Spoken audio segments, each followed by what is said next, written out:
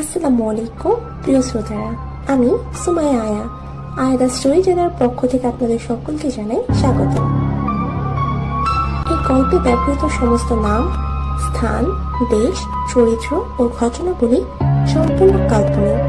এগুলোর সঙ্গে কোনো বাস্তব ব্যক্তি, এলাকা, দেশ বা ঘটনার কোনো রকম মিল কাকতালীয় ও অনিচ্ছাকৃত। এই কাহিনী শুধু কল্পনার জগতে সৃষ্টি করা হয়েছে, বাস্তবতার সাথে এর কোনো সম্পর্ক নেই। এই গল্পের উদ্দেশ্য ভয় দেখানো না, বরং কল্পনা আর রহস্যের এক অদ্ভুত জগতে শ্রোতাদের নিয়ে যাওয়া, যেখানে যুক্তির সীমা ধীরে ধীরে ঝাপসা হয়ে যায়। কিছু জায়গা মানচিত্রে থাকে, কিন্তু বাস্তবতার বাইরে বাস করে। তবু গল্প শেষ হলে মনে হবে অজান্তেই তুমি সেই জায়গার খুব কাছে চলে এসেছ। যদি সাহস থাকে তবে এই গল্পটি শুনবে, কারণ একবার এই গল্পের গভীরে ঢুকে গেলে সবাই আগের মতো ফিরে আসে না। তাহলে গল্পটি শুরু করা যাক। আরভানা নামে একটি গ্রাম ছিল, যেখানে দিনের আলোয় সব স্বাভাবিক হলেও রাত নামলে চারদিকে বদলে যেত অজানা এক ভয়। বাতাস ভারী হয়ে উঠত, আর দূর থেকে অদ্ভুত ফিসফিস শব্দ ভেসে আসত। গ্রামবাসীরা বিশ্বাস করত রাত হলে গ্রামটা আর জীবিতদের জন্য থাকে না। এ যেন এক মায়াবী রূপ ধারণ করে, যেখানে কোনো কিছুর অস্তিত্ব টের পাওয়া যায় না, কিন্তু উপস্থিতি ঠিকই অনুভব করা যায়। দেখা যায় না, তবু কিছু জিনিসকে অনুভব করা যায়। সকালে গ্রামটা যতটাই প্রাণবন্ত থাকুক, রাত যেন গ্রামকে নির্জীব করে দেয়। তখন মানব অস্তিত্ব থেকে মায়াবী কোনো কিছুর অস্তিত্ব বেশি অনুভব করা যায়। আরভানা গ্রামে নতুন শিক্ষক হিসেবে আসে সাইনা। সে ছিল ভীষণ যুক্তিবাদী। এইসব ভূত প্রেতে বিশ্বাসী সে নয়। গ্রামের পুরাতন এক বিরাট বাড়িকে পরিষ্কার করে থাকার উপযোগী করা হয় সাইনার জন্য। ভূতে বিশ্বাস না করা সাইনা প্রথম রাত থেকে বিরাট এই বাড়িতে কিছু অদ্ভুত জিনিস লক্ষ্য করতে পারে। এই বিরাট বাড়িতে সে ব্যতীত অন্য কোনো মানব অস্তিত্ব নেই, তবুও যেন কিছু একটার উপস্থিতি লক্ষ্য করতে পারছে সাইনা।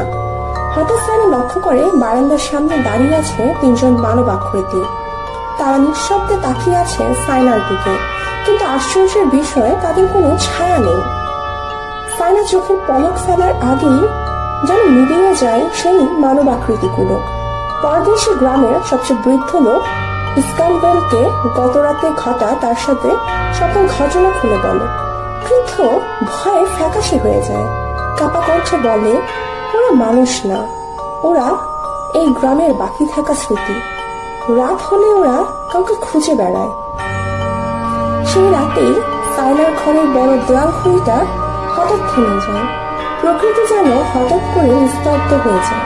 দেওয়ালে ধীরে ধীরে রক্তিম অক্ষরে ভেসে ওঠে, তুমি শেষ নও। এই শব্দাংশ যেন সাইনাকে দেওয়া কোনো শীতল হুমকি। ভয়ে সাইনা দৌড়ে বাহিরে বেরিয়ে আসে। পুরো গ্রাম খালি, দরজা খোলা, চারিদিকে আলো জ্বলছে, কিন্তু অদ্ভুত বিষয় হলো কোথাও কোনো মানুষ নেই। হঠাৎ সাইনার লক্ষ্য স্থির হয় গ্রামের সবচেয়ে পুরনো কুয়োর দিকে। কুয়োর ধারে দাঁড়িয়ে আছে সেই তিন ছায়াহীন অবয়ব। হঠাৎ এক ছায়াহীন অবয়ব সাইনার দিকে এগিয়ে এসে ফিসফিস করে বলে উঠল, আমরা এই গ্রামের ছায়াহীন অতীত, আর এই অতীতের নতুন অংশ হবে তুমি আজ। সাইনা চিৎকার করতে চায়, কিন্তু কণ্ঠ থেকে শব্দধ্বনি বের হয় না।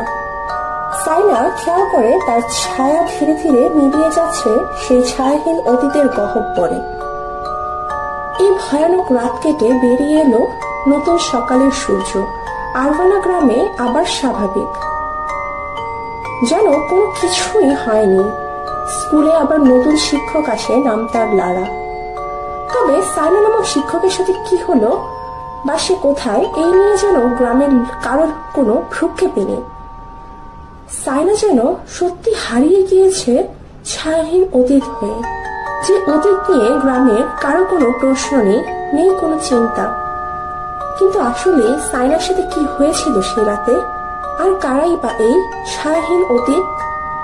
কিছু প্রশ্নের হয় না কোনো উত্তর। কিছু উত্তর না জানতে চাওয়াই ভালো, কারণ অতীত ছায়াহীন রূপে ফিরে আসতে পারে যে কোনো মুহূর্তে।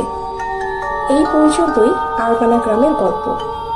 কিন্তু আজ রাতে ঘুমানোর আগে একবার হলেও নিজের ছায়াটাকে দেখে নিও, কারণ ছায়াহীন অতীত অদৃশ্য হয় কিন্তু নিঃশেষ নয়।